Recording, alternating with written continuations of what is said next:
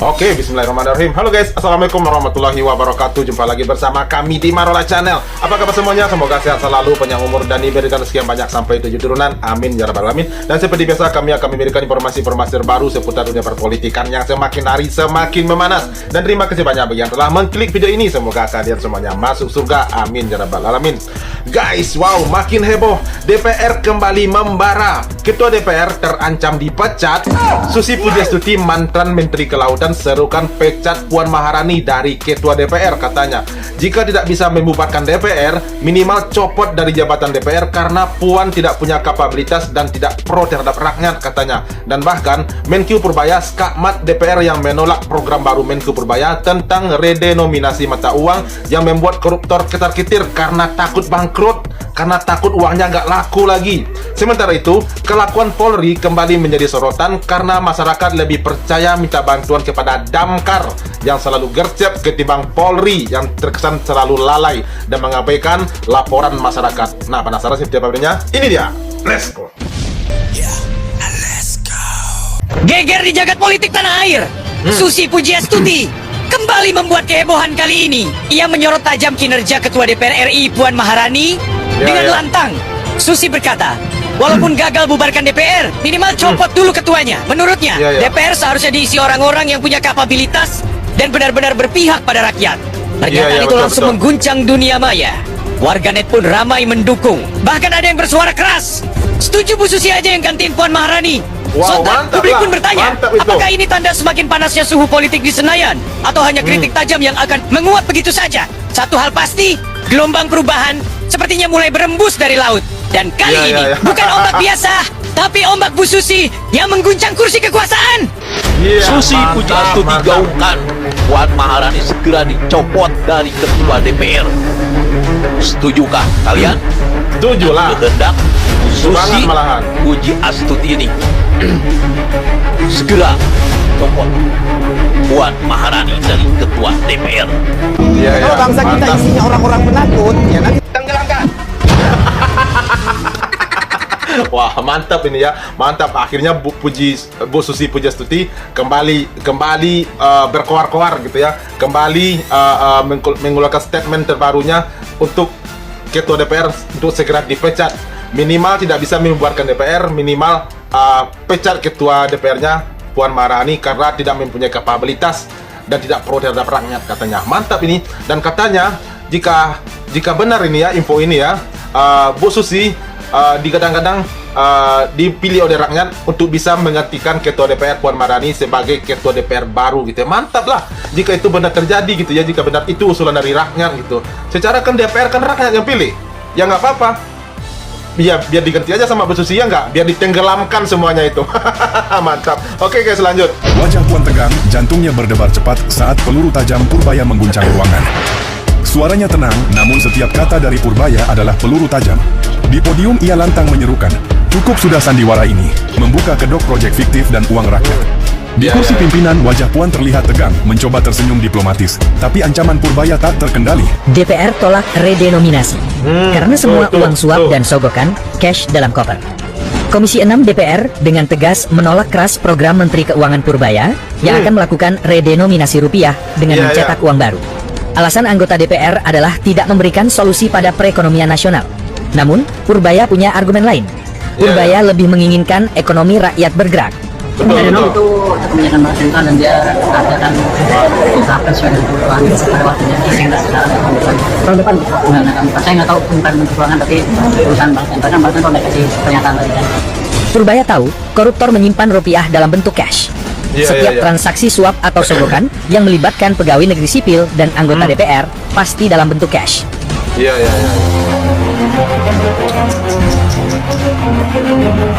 Seperti contohnya, saat rumah anggota DPR Sahroni diobrak-abrik warga, pada sekitar 1 miliar rupiah dalam pecahan 100 ribu rupiah.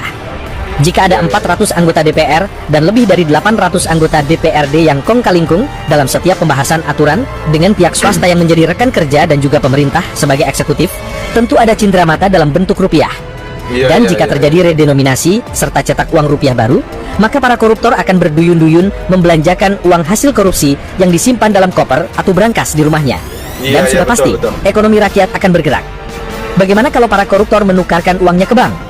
Kalau dalam jumlah besar, pasti akan masuk catatan Ombudsman, KPK, serta Menteri Keuangan. Tanggapan saya Iya, iya, iya. dengan bisnis thrifting. Menteri Keuangan Purbaya tetap melarang impor baju bekas meskipun anggota DPR Adian Apitupulu minta Pak Purbaya tidak sewenang-wenang.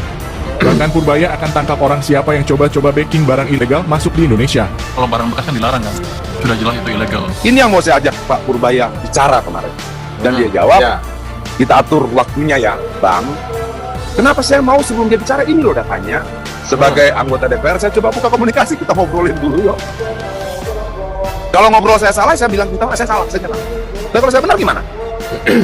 Gitu loh. Kenapa secara garis besar tidak mungkin ada TKI? Tidak mungkin ada pedagang asongan. Tidak mungkin ada teman-teman yang berjualan thrifting ketika negara mampu melaksanakan amanat konstitusi, memberikan lapangan pekerjaan yang layak bagi kemanusiaan untuk seluruh rakyatnya. Karena negara ini gagal, lahirlah. Karena negara ini gagal, lahirlah pedagang kaki lima. Mereka lahir bukan karena permintaan mereka. Mereka lahir karena negara gagal memberikan langkah-langkah konstitusional bagi rakyat. Ketika mereka mencari makan menjadi pedagang kaki lima. Bentar guys. Ketika Anda mengatakan negara gagal memberikan solusi kepada masyarakat tentang pekerjaan, tentang mencari nafkah gitulah, itu fungsi Anda sebagai DPR itu apa? Sebagai perwakilan rakyat apa? Kalau bukan mencarikan solusi, kan tidak harus apa itu namanya? Kan tidak harus barang-barang ilegal. Secara ilegal itu kan sudah merugikan negara gitu ya. Nah, ini diperbaiki oleh Pak Purbaya. Abang Adian, Anda juga idola saya loh gitu ya. Tetapi jika bertentangan dengan logika masyarakat, Anda itu juga patut dikritik gitu ya, karena menentang kebijakan Pak Purbaya yang telah memberikan harapan kepada masyarakat untuk UMKM lokal gitu, agar bisa berkembang dengan men-stop para pengusaha drifting gitu ya. Karena itu barang ilegal. Di mana-mana yang namanya ilegal itu tetap barang haram, apapun bentuknya tetap dilarang gitu. Nah, dia malah mempertahankan gitu ya. Jika negara dikatakan gagal untuk memberikan lapangan pekerjaan kepada masyarakat, fungsi DPR itu apa gitu? Kalau bukan mencarikan solusi, kalau bukan mencarikan pekerjaan buat masyarakatnya gitu, penyambung tangan dari rakyat ke pemerintah gitu.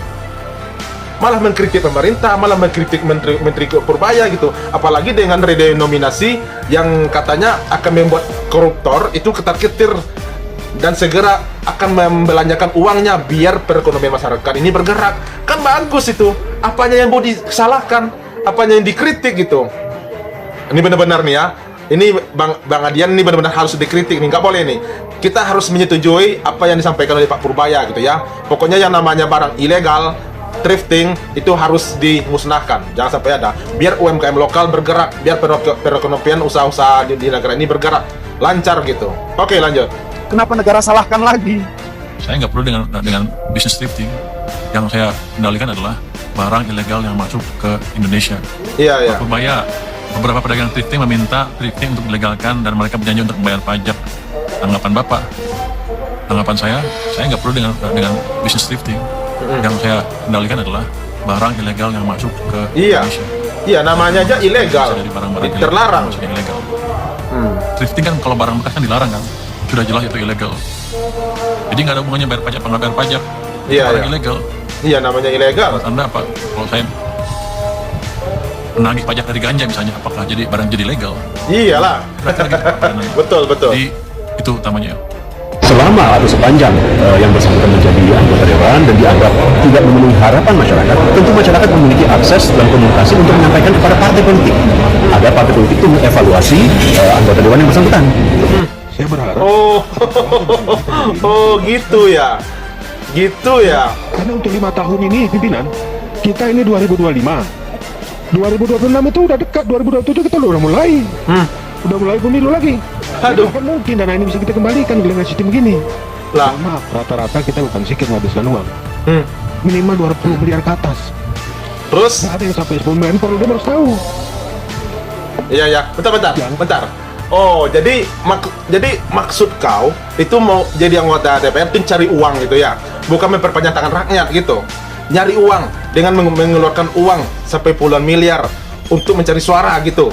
Oh, jadi sekarang buat mengembalikannya harus butuh harus meminta apa itu namanya? Pemilu diadakan sekali 10 tahun biar uang kau kembali, biar ada untung besar gitu ya. Ya, yang nyuruh kau jadi DPR itu siapa? Kan nggak ada. Terus ngapain kau jadi anggota DPR? Apalagi itu katanya tadi, jika DPR ada bermasalah, aspirasi masyarakat ini tidak tersampaikan, itu bisa melalui apa itu namanya ketua partainya. Biar ketua partai yang menyampaikan kepada anggota partainya atau anggota DPR-nya gitu. Kan gokil. Terus kerjaan kalian di situ apa gitu? Ngabisin uang rakyat gitu, ngabisin anggaran. Kacau kali ya. Ini benar nih, kalau bisa tahun 2029 nanti pemilu yang ke depan nggak usah bubarkan aja itu DPR, nggak usah pilih DPR lagi, nggak guna mereka semua, memang bangsat kalian semua. Oke guys, lanjut. Nanti membeli lahan yang memang Malah cari uang mau kaya raya kau di sini. Tapi kami masing-masing meninggalkan hutang gitu semua. Iya, mampus lah kau punya utang. Banyak yang nanya ke gua, Bang, lu kagak bahas RUU. Emang apa yang mau dibahas? Udah lo nikmatin aja. Penegakan hukum di Indonesia emang dari dulu tuh semena-mena. Iya. Sesuai dengan kebutuhan mereka aja. Yang udah tersangka selama 5 tahun aja kagak di penjara, malah jadi komisaris BUMN. Iya, iya, iya. Apa yang lo mau harapin dari penegakan hukum di Indonesia? Betul, betul. Berak. Ya, saat ini masyarakat lebih mudah melaporkan segala sesuatu ke Damkar karena Damkar quick response cepat. Di bidang SPKT dan laporan masyarakat lambatnya quick response time. Quick response time standar PBB itu di bawah 10 menit. Kami masih di atas 10 menit. Betul, Ini juga harus betul. kami perbaiki. Betul. Kemudian optimalisasi pelayanan publik berbasis digital adalah 110. Ya, saat ini masyarakat lebih mudah melaporkan segala sesuatu ke Damkar karena Damkar Iya. quick response cepat. Nah, dengan perubahan optimalisasi 110, harapan kami setiap pengaduan masyarakat bisa direspon di bawah 10 menit. Sama damkar, tapi kalah body juga, body damkar itu pada gede-gede kekar gitu. Tapi Ya. anggota bapak coba lihat, gede-gede perutnya, ya berat di perut semua pak. Sama satu lagi pak, kalah jujur sama kalah keikhlasan. Orang Iya, yang betul, betul. ikhlas bekerja, nggak dikit duit. Tapi nggak apa-apa pak, seenggaknya di institusi bapak lebih gede gajinya. Terus kalau misalnya minta anggaran, lebih cepat juga keluarnya dibanding damkar, ya nggak?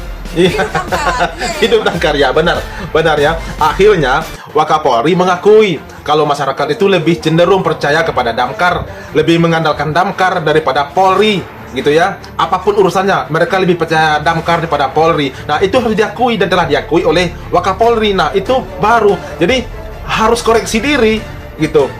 Jadi fungsinya reformasi polisi kemarin yang dianggotakan 9 orang itu mungkin entah sudah berjalan entah belum, kita kan nggak tahu ya, tapi sampai saat ini kok belum ada perubahan juga gitu.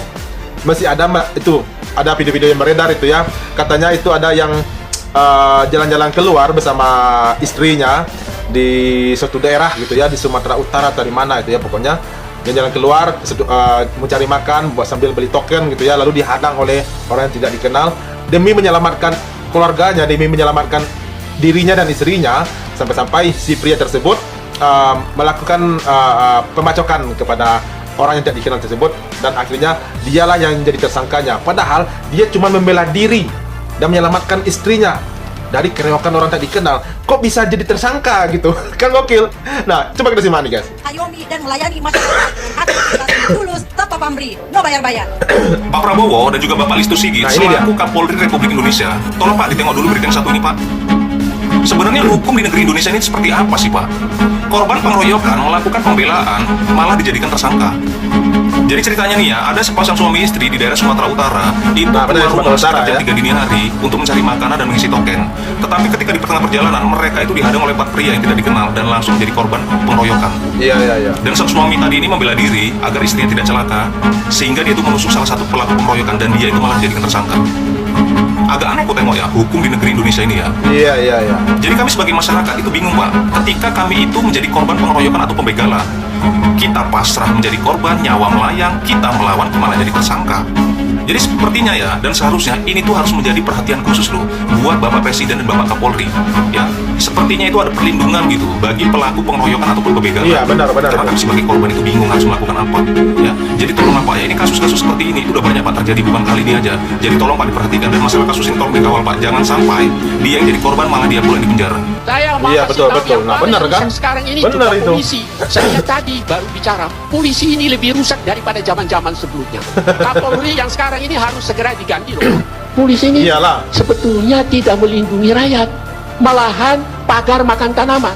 Ya kalau bangsa kita isinya orang-orang penakut, ya nanti tenggelamkan. Oke, benar. benar itu ya. Jadi istilahnya, ibaratkan kata orang Padang ini ya, kamari bedo katanya. Ibaratkan makan buah si malakama. Jika kita diganggu atau dikeroyok orang yang tidak dikenal gitu ya, atau dibegal, lalu kita melawan, membela diri, menyelamatkan diri gitu dari gangguan orang tak dikenal tersebut, dengan cara kita, pokoknya kita membela diri gitu ya, menyelamatkan diri gitu. Sampai-sampai misalnya orang pengeroyokan tersebut atau begal tersebut kita tusuk pakai sajam gitu ya. Nah, kok jadi kita ditersangkakan? Secara kita kan membela diri gitu, kan membela diri. Dan banyak juga itu perampokan, terus rampoknya itu dimetongkan oleh ya, yang oleh si korban gitu ya. Nah, yang korban pula itu yang ditersangkanya. Jadi ibaratkan makan buah si malakama, ngelawan salah, nggak ngelawan kita juga yang kena gitu. Jadi kita harus gimana gitu?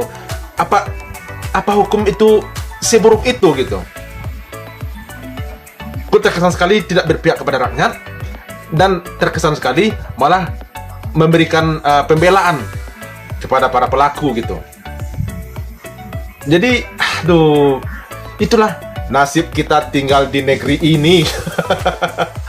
Nggak guna disesalin. Pejabat-pejabatnya, oknum-oknum penegak hukumnya gitu ya. Aduh, bikin pusing semua. Apalagi para anggota-anggota DPR-nya. Rada rakus semua. Seperti yang disampaikan oleh yang siapa tuh yang tadi itu, yang gendut tadi. Ternyata dia jadi anggota DPR sampai ngabisin uang 20 miliar katanya buat nyari suara, biar bisa duduk di kursi parlemen. Kan gila itu namanya. Kalau mau nyari duit, kerja. Bukan udah sadar duduk-duduk gitu. Kerja, berdagang kayaknya enggak. Ini malah ngabisin uang 20 miliar buat nyari kursi di DPR, terus minta perpanjang pemilu sampai 10 tahun. Bapak lu tuh yang di presiden, ya enggak?